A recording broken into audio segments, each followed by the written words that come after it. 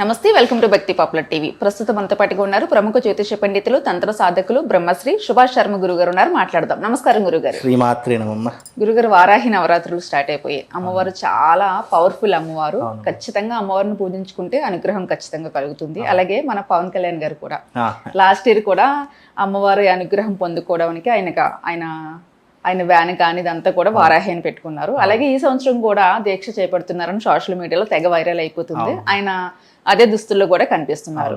దీక్ష తీసుకోవాలంటే ఎలాంటి నియమ నిబంధనలు పాటించాలి గురుగారు? అమ్మవారి అనుగ్రహం ఎలా దక్కుతుంది మనందరికీ? చాలా మంచి ప్రశ్న, తప్పకుండా తెలియజేస్తాను. ముందుగా ప్రేక్షకులందరికీ శ్రీమాత్రే నమః, శ్రీ గురుభ్యో నమః. యా దేవీ సర్వభూతేషు మాతృరూపేణ సంస్థిత నమస్తస్సై నమస్తస్సై నమస్తస్సై నమో నమః. ఇక్కడ మనకు సంవత్సరంలో 4 నవరాత్రులు వస్తాయి.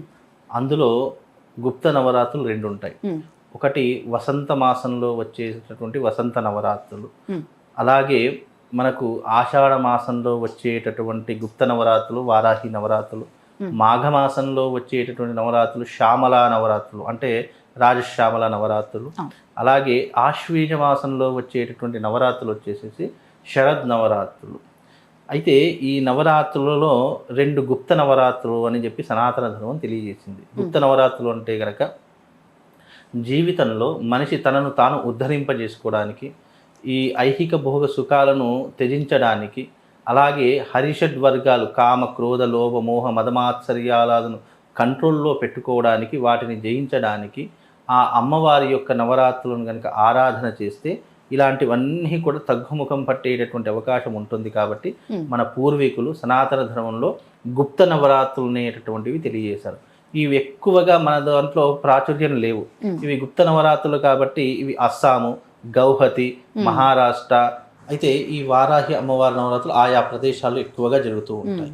అయితే దుర్గాదేవి యొక్క అవతారాలలో ఒక స్వరూపమే అంటే షోడశ మాతృకల్లో సప్తమాతృకలలో ఒకటిగా పిలువబడేటటువంటి తల్లే వారాహి అమ్మవారి యొక్క పేరు వస్తుంది. అయితే ఈ అమ్మవారిని పూజించడం ద్వారా ఎలాంటి సమస్యల నుంచి బయటపడవచ్చు ఒక మనిషి అని అంటే గనక, అంటే ఇవన్నీ కూడా కాలానుగుణంగా రాబోయే తరాలకు దైవిక పరంగా కలిపురుషు నుండి బయటపడడానికి, కలి వైపరీత్యాల నుండి కలి ఇస్తున్నటువంటి ఈ యొక్క నెగిటివ్ ఎనర్జీ నుంచి ఎప్పుడు ఎలా బయటపడాలి అని తెలియజేసేటటువంటి సంకేతాలలో ఈ వారాహి నవరాత్రులు అని కూడా ఒకటి చెప్పుకోవచ్చమ్మా. ఎందుకంటే ఒక మంచి పని చేద్దాము అంటే దానికి ఎన్నో రకాలైనటువంటి దుష్టశక్తులు నెగిటివ్ ఎనర్జీ అడ్డుగా వస్తూ ఉంటుంది. అలాగే మనము ఏదైనా మంచి పని చేద్దామన్నా, లేదా ఒక దేవాలయానికి వెళదామన్నా, ఒక బిజినెస్ పెడదామన్నా, లేదంటే ఒక మంచి పనిని చేపడదామనుకున్నా దానికి ఎన్నో రకాలైనటువంటి అడ్డంకులు వస్తాయి. మంచి పనులకి ఎక్కువ ఆటంకాలు వస్తాయి. బికాజ్ ఇది కలియుగం కాబట్టి.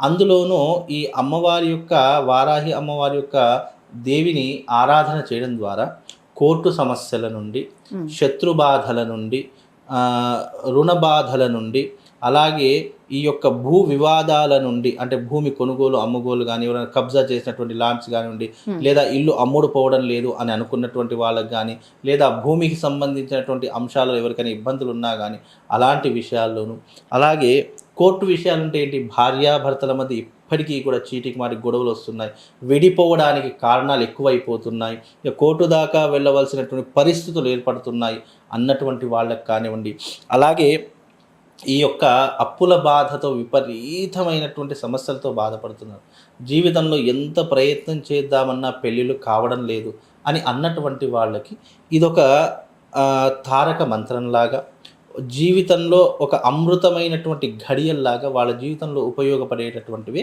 ఈ యొక్క వారాహి అమ్మవారి యొక్క నవరాత్రులు. ఇలా అంటే ఇక్కడ నేను చెప్పానని చెప్పేసేసి ఇక మనుషులకు ఎన్నో కష్టాలు ఉన్నాయి కదా, నేను నా కష్టాలు నా ప్రాబ్లమ్స్ అన్నీ ఒక చిట్టి మీద రాసుకుని నేను అమ్మవారి వ్రతం చేద్దామని చెప్పేసి అలా చేయకూడదు. నవరాత్రులలో వారాహి నవరాత్రులు ప్రత్యేకమైనటువంటి నవరాత్రులు కాబట్టి ఈ 6వ తారీఖు నుండి 15వ తారీఖు వరకు ఈ నవరాత్రులు అనేటటువంటివి కొనసాగించబడతాయి. అంటే జ్యేష్ఠ అమావాస్య అయిపోయింది, ఇక పాడ్యమి మొదలైంది, ఆషాఢ మాసంలో పాడ్యం మొదలైంది, ఇక మహానవమి అంటే నవమి వరకు ఈ నవరాత్రులు కొనసాగుతూ ఉంటాయి. పాడ్యం మొదలుకొని నవమి వరకు అమ్మవారి యొక్క నవరాత్రులు కొనసాగుతుంటాయి. ఈ 9 రోజులు దీక్షగా, నియమంగా, నిష్టగా అమ్మవారిని ఎవరైతే ఆరాధన చేస్తారో వాళ్లకు తప్పకుండా మనము అడగవలసిన పని లేదు. ఎందుకంటే మనము ఈ ప్రాబ్లం ఉంది, ఈ కోరిక ఉంది అని అడగవలసిన అవసరం లేదు. ఆ తల్లే తెలుసుకొని మనకి ఏదైతే అంటే మానవుని చేతిలో లేనటువంటి సాధ్యము కానటువంటి పని ఏదైతే ఉందో ఆ అమ్మవారు ఆ సమస్యను పరిష్కరింపజేసి మనల్ని ఉద్ధరింపజేసేటటువంటి తల్లిగానే అమ్మవారు కరుణిస్తూ ఉంటుంది. ఇది ఒక్కటి మాత్రం అందరూ ఆలోచించారు. ఎందుకంటే ఇది చేస్తేనే, అంటే ఈ వ్రతం చేస్తేనే నా కష్టాలు గట్టెక్కుతాయి, నేను ఎలాగైనా సరే ఈ వ్రతం చేసేస్తాను అని చెప్పి మనం బిజినెస్ పూర్వకంగా ఇక్కడ మనం మాట్లాడుకోవడానికి అవకాశం లేదు. ఎందుకంటే నువ్వు చెప్తేనే అమ్మవారి కష్టాలు తీర్చేస్తుందని ఎప్పుడు కూడా భావన చేసుకోకు. అలా చేసుకున్నావు, అలా చేసుకుంటూ నువ్వు వ్రతం చేసుకున్నావు లేదా యాగం చేసుకున్నావు, అలా చేసుకుంటూ నువ్వు ఇంకా ఏదైనా చేసావు అనుకోండి, అక్కడ ఏమవుతుంది అంటే నీకు అదృష్టం రాకపోగా ఇంకా దురదృష్టమే ఎక్కువ పెరిగేటటువంటి అవకాశాలు ఉంటాయి. కనుక ఇక్కడ నువ్వు ఎప్పుడైనా ఆలోచించవలసింది ఏంటంటే, నువ్వు ఒక పూజ చేసినా, ఒక యజ్ఞం చేసినా, ఒక దీక్షను చేపట్టినా అది నీ జీవితాన్ని ఉద్ధరింపజేసుకోవడానికే అని నువ్వు ఆలోచించాలి తప్ప, అరే నాకు ఈ కష్టాలు ఉన్నాయి, నాకు ఈ అప్పులు ఉన్నాయి, నాకు ఈ బాధలు ఉన్నాయి, ఇవి తీరిపోతాయేమో, ఈ అమ్మవారిని ఒకసారి మాల వేసుకొని చూద్దాము లేదా అమ్మవారి దీక్ష చేపట్టి చూద్దాము అని నువ్వు ఎప్పుడైతే ఒక కోరికతో, ఒక మనస్ఫూర్తిగా నువ్వు ఏదైతే నీ మనసులో భావన ఉన్నటువంటి చిత్తంతో నువ్వు ఆ దీక్షను పొందుతావో అది ఎప్పటికీ కూడా ఫలించదు. నువ్వు ఎప్పుడూ కూడా నిష్కల్మషమైనటువంటి మనసుతో, మనస వాచ కర్మణ అమ్మవారి మీద విశ్వాసంతో నువ్వు ఏదైనా చేపట్టు. నువ్వు అడగక ముందే, అంటే నీ మనసులో ఆ కోరిక రాకముందే భవిష్యత్తులో నువ్వు దేంతోనైతే బాధపడేటటువంటి సందర్భాలు వస్తాయి, సిచ్యువేషన్స్ వస్తాయి, లేదా ప్రజెంట్ ఆఫ్ ఈ సిచ్యువేషన్లో నువ్వు దేంతోనైతే బాధపడుతున్నావు ఆ కష్టాన్ని నువ్వు అడగక ముందే తీర్చేటటువంటి తల్లి ఆ వారాహి అమ్మవారు. అందుకే మనం భక్తితో చేస్తూ సరిపోతుంది. ఏదైనా సరే భక్తే ప్రధానము, నమ్మకమే ప్రధానము, విశ్వాసమే ప్రధానము.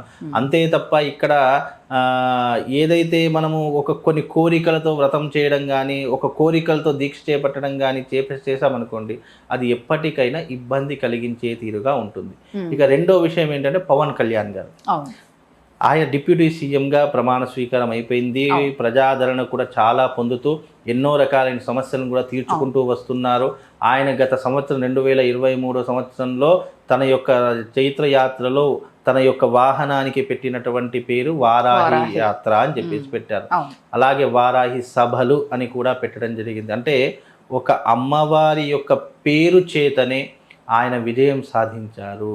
ఆ ఒక అమ్మవారి యొక్క అనుగ్రహం చేతనే ఆయన ఎన్నో రకాలైనటువంటి మంచి పనులకు, సత్కార్యాలకు నాంది పలుకుతున్నారు. ఇప్పటికీ కూడా ఇప్పుడు కుప్పం అంటే చంద్రబాబు నాయుడు గారికి ఒక పెట్టినటువంటి పేరు. అక్కడ ఆయనని ఇప్పటివరకు ఎవరు కూడా ఓడించలేదు. అలాగే పులివెందులలో జగన్మోహన్ రెడ్డి గారిని కూడా ఇప్పటివరకు ఎవరు ఎదిరించలేరు, ఎవరు కూడా అక్కడ గెలవలేరు. అలాగే ఇప్పుడు పవన్ కళ్యాణ్ గారి యొక్క స్థానం ఏది అని అంటే గనక అది పిఠాపురము. ఇక పిఠాపురంలో పవన్ కళ్యాణ్ గారిని ఎదిరించే వాళ్ళు కానీ, ఆయనను అక్కడి నుండి తొలగించేటటువంటి వారు కానీ ఇక ఎక్కడ కూడా ఉండరు. అలా ఒక స్థానాన్ని ఏర్పరచుకున్నటువంటి వ్యక్తి పవన్ కళ్యాణ్ గారు. అంటే చాలా తక్కువ టైంలో ఆయన కింద పడిపోయినా మళ్ళీ లేచి విజయాన్ని సాధించడం చిన్న విషయం కాదు. అంటే ఓటమి, సంకల్ప బలం కూడా ఉంటుంది. సంకల్ప బలము, దైవానుగ్రహం పొందినటువంటి వ్యక్తి కూడా పవన్ కళ్యాణ్ గారు అని చెప్పుకోవచ్చు. బికాజ్ అమ్మవారి అనుగ్రహం, బికాజ్ ఆయనకు దైవిక భక్తి చాలా ఎక్కువ అని చెప్పుకోవచ్చు. ప్రజలు ఏది ఏమైనప్పటికీ కూడా, ఎన్ని విమర్శలు చేసినప్పటికీ కూడా కొంతమందిలో భయము, ఆందోళన, భక్తి 3 రకాలైనటువంటి తత్వాలు ప్రతి ఒక్క మనిషిలో ఉంటాయి. కొంతమంది మనుషులలో అవి బయటపడతాయి, కొంతమంది గుప్తంగా ఎవరికి తెలియకుండా చేసుకుంటారు. అందులో ఈ యొక్క కొన్నిదల వంశస్థులకు భయము, భక్తి 2 ఎక్కువగానే ఉంటాయి. ఎందుకంటే స్టార్, సెలబ్రిటీ స్టేటస్ని అనుభవిస్తున్నారు. ఎక్కడ ఏ చిన్న తప్పు దొరికినా కూడా విపరీతంగా ట్రోల్స్ చేసేటటువంటి ఫ్యామిలీలో కొన్నిదల ఫ్యామిలీ ఒకటని చెప్పుకోవచ్చు. అలాగే వాళ్ళకు భక్తి భావన చాలా ఎక్కువ. ఎందుకంటే వాళ్ళ కుటుంబంలో అందరూ కూడా ఒక్కొక్క దైవాన్ని నమ్ముకున్నటువంటి వ్యక్తులు. చిరంజీవి గారు ఉన్నారు, ఆంజనేయ స్వామికి పరమ భక్తులు అని చెప్పుకుంటారు. అలాగే పవన్ కళ్యాణ్ గారు కూడా ఉన్నారు, ఆయన కూడా ఆంజనేయ స్వామికి పరమ భక్తులు అని చెప్పుకుంటారు. అలాగే ఆయన ఇప్పటికీ కూడా ఏ మంచి పని చేద్దామన్నా కొండగట్టుకు వెళ్ళి అక్కడ స్వామివారికి నమస్కారం చేసుకుని దాని యొక్క పూజను ప్రారంభం చేస్తారు. అలాగే వారాహి రథయాత్ర కూడా కొండగట్టుకు వెళ్ళి తీసుకుని వెళ్ళి అక్కడ నుంచి యాత్రను ప్రారంభం చేశారు. అంటే వారాహి పేరులో ఒక పాజిటివ్ వైబ్రేషన్స్ ఉన్నాయమ్మా. ఎంత గొప్పనైనటువంటి తల్లి అంటే వరాలిచ్చేటటువంటి తల్లి వారాహి అమ్మవారు. నువ్వు అడగక ముందే, నీ కష్టం చెప్పక ముందే ఆ తల్లిని నమ్ముకున్నావంటే నీకు ఆ కష్టం తప్పకుండా గట్టెక్కుతుంది. అందుకే ఈ దీక్షను తీసుకునేటటువంటి వాళ్ళు నియమాలు నిష్ఠలు ఎక్కువగా ఎలా ఉంటాయి గురుగారు నియమాలు అంటే? ఇవి చాలా మంది ఏమంటారంటే కలశ స్థాపన చేసుకోవాలి, అఖండ దీపారాధన చేసుకోవాలి, పీఠను ఏర్పాటు చేసుకోవాలి, అమ్మవారి యొక్క చిత్రపటాన్ని పెట్టుకోవాలి. ఏదేమైనా ఇవన్నీ పెట్టుకోవడానికి నీకు ముందు అర్హత రావాలి. అర్హత లేకుండా, నువ్వు ఏకాగ్రత లేకుండా నేను చేస్తాను అని చెప్పేసి ఒకరోజు చేసి 2 రోజులు చేసి 3వ రోజు మూలన కూర్చున్నావంటే అది నీకు ఎప్పుడూ కూడా నష్టాన్ని కలిగిస్తుంది. కనుక నువ్వు అమ్మవారి దీక్ష చేస్తూ ఇప్పుడు ఒక కలశ స్థాపన చెయ్యాలి అంటే దానికి కొన్ని పద్ధతులు ఉన్నాయి. నువ్వు అఖండ దీపం వెలిగించాలి అంటే దానికి కొన్ని పద్ధతులు ఉన్నాయి. దానికి మంత్ర విధానంతో, తంత్ర విధానంతో, అన్ని రకాలైనటువంటి విధానాలతో, షోడశోపచార పూజలతో నువ్వు కలశ స్థాపన చేసుకోవాలన్నా, ప్రాణప్రతిష్ఠ చేసుకోవాలన్నా, నువ్వు అఖండ దీపం వెలిగించాలన్నా గురుముఖతగానే నువ్వు వెళ్ళాల్సి ఉంటుంది తప్ప, నేను నా ఇంట్లో చక్కగా వెండి కలశం ఉంది, ఇక బంగారు కలశం ఉంది, లేదా చక్కని రాగి చెంబు అందంగా ముద్దుగా ఉంది, ఇక నేను అది కలశంకి పెట్టుకుంటాను, దానికి కంకణం కట్టేస్తాను, చక్కగా దానికి అలంకరణ చేసేస్తాను, దాని మీద కొబ్బరికాయ పెట్టేస్తాను, దాంట్లో మామిడాకులు వేసేసి ఇక నేను కలశ స్థాపన అయిపోయింది అని అంటే అది కలశ స్థాపన కాదు. కలశ స్థాపన చేయాలంటే దానికి కొన్ని విధి విధానాలు ఉన్నాయి, పద్ధతులు ఉన్నాయి. నువ్వు ఎప్పుడైనా ఏదైనా అమ్మవారిని నువ్వు విశ్వసించాలంటే నువ్వు ఇవన్నీ చేసుకుంటేనే ముందుకు వెళ్ళు తప్ప, నువ్వు నేను నా దగ్గర అన్ని వస్తువులున్నాయి నేను పెట్టేసానికి అన్నీ అయిపోయాయంటే కాదు. ఏదైనా మంత్రయుక్తంగా, తంత్రయుక్తంగా చేస్తేనే దాని యొక్క ఫలితం వస్తుంది. ఎందుకంటే ఒక కలశ స్థాపన చెయ్యాలి అంటే దాంట్లో ప్రాణప్రతిష్ఠ జరగాలి, షోడశోపచార పూజ జరగాలి, దానికి మంత్ర విధానంతో దానికి చేసేటటువంటి లఘు విధానాలు చేయాలి. అలా చేస్తేనే కలశాన్ని పెట్టినటువంటి విధానం నీకు అర్థమవుతుంది. అలా కాకుండా నా దగ్గర అన్ని వస్తువులు నేను కలశం పెట్టేస్తాను, అఖండ దీపము అంటే కూడా చిన్న విషయం కాదమ్మా. చాలామంది ఏం చేస్తారంటే అఖండ దీపం పెడతాను, నేను కలశ స్థాపన చేస్తానని చెప్పేసి మొదట్లో చాలా భక్తి చేస్తారు.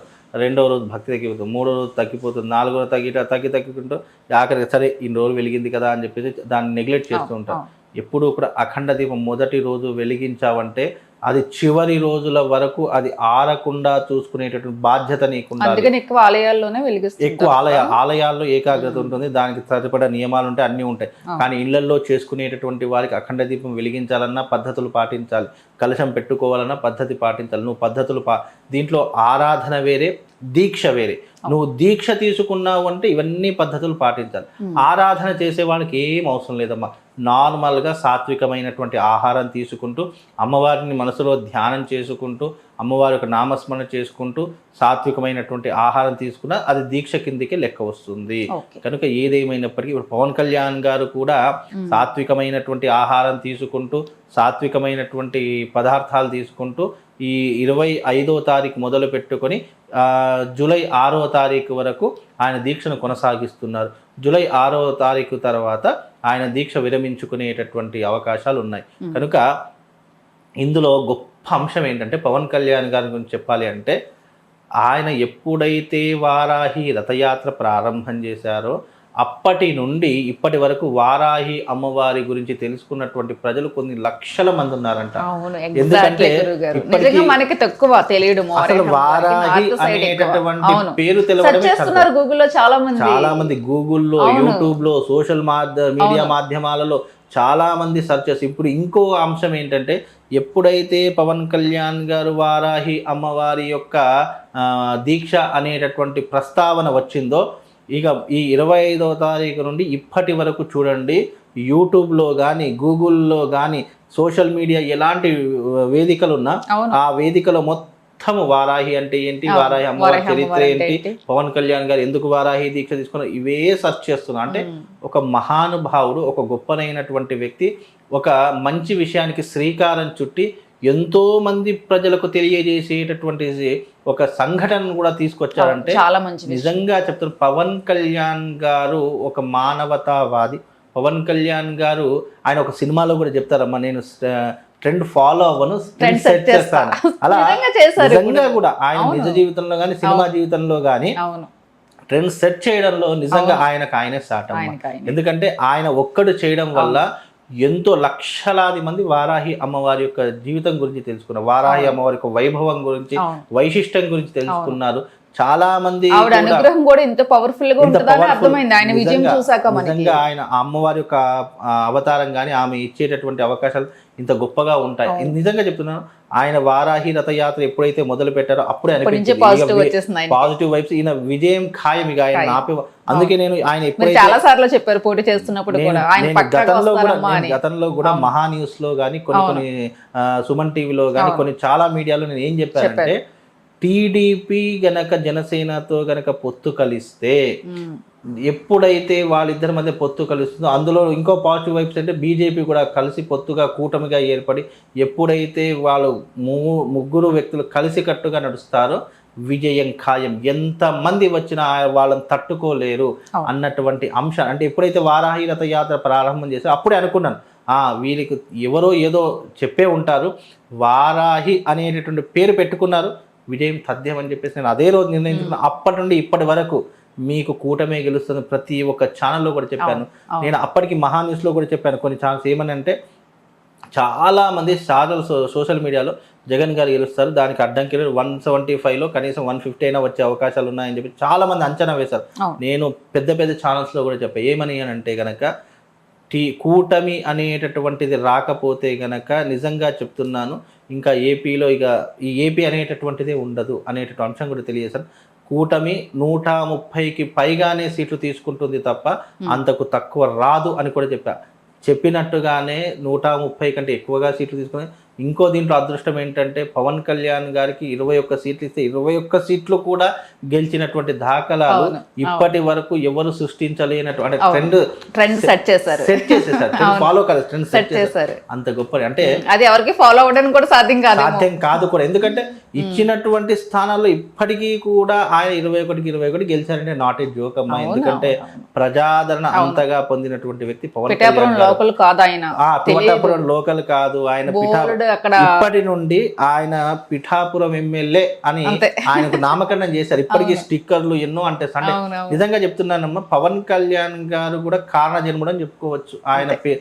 ఎందుకంటే కలియుగంలో ఆయన చేసేటటువంటి అంటే ఆయన వైబ్రేషన్, ఆయన పేరంటేనే చాలా మందికి ఆయన అంటే ఒక పిచ్చి అభిమానం. అంటే చిరంజీవి గారు కూడా ఒక సందర్భాల్లో చెప్పారు, ఏంటి అంటే ఆయనకు అభిమానులు అనే దానికంటే భక్తులు అని చెప్పవచ్చు, అంత పిచ్చిగా ఆదరిస్తారు అని చెప్పేసి. కాబట్టి ఆ ప్రేమే అతన్ని గెలిపించింది, ఆ అమ్మవారి యొక్క అనుగ్రహమే అతన్ని గెలిపించింది. కాబట్టి వారాహి అని అంటే చాలు.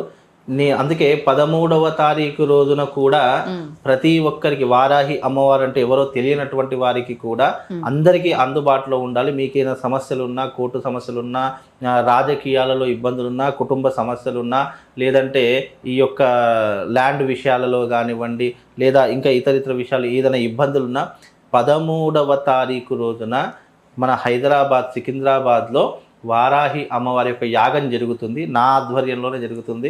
కనుక మీకు ఎలాంటి ఇబ్బందులున్నా అమ్మవారి దగ్గరికి వచ్చేసి యాగంలో పాల్గొనండి. అక్కడ ఉన్నటువంటి పాజిటివ్ వైబ్ ద్వారా మీకున్నటువంటి సమస్యలన్నీ క్లియర్గా తొలగిపోతాయి. అంత గొప్పనైనటువంటిది వారాహి అమ్మవారి యొక్క యాగము. ఇది చాలా ఇది రాత్రి సమయాల్లో మాత్రం చేస్తారు. ఎందుకంటే వారాహి అమ్మవారికి మరొక పేరు ఏంటంటే రాత్రి దేవత అని అమ్మవారిని పిలుస్తారు.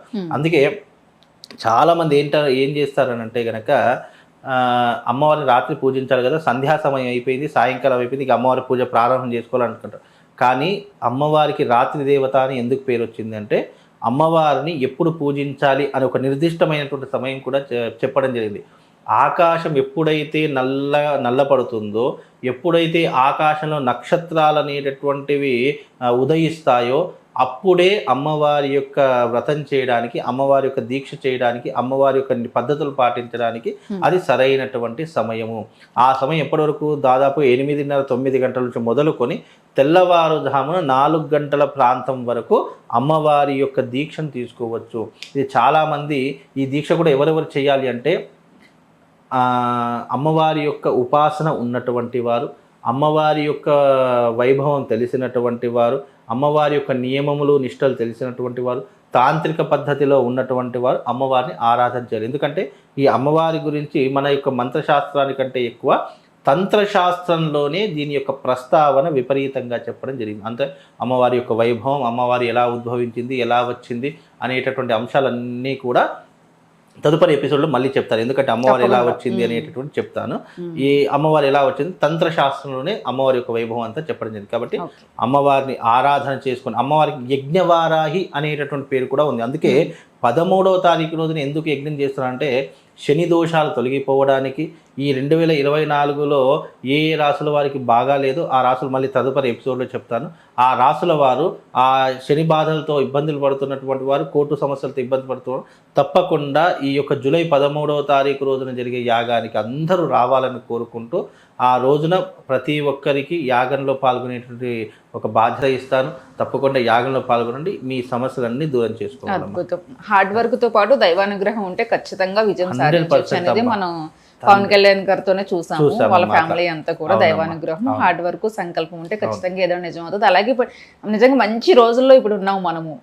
ఇప్పుడు వారాహి అమ్మవారి రోజులు స్టార్ట్ అవుతున్నాయి. ఖచ్చితంగా ఆ రోజులు అందరూ ఉపయోగించుకుని అమ్మవారి అనుగ్రహం అందరికీ దక్కాలి. అలాగే మీరు చేస్తున్న యాగంలో కూడా అందరం సాధ్యమైనంత వరకు పాల్గొనడానికి ట్రై చేస్తాం. గురుగారు నమస్తే.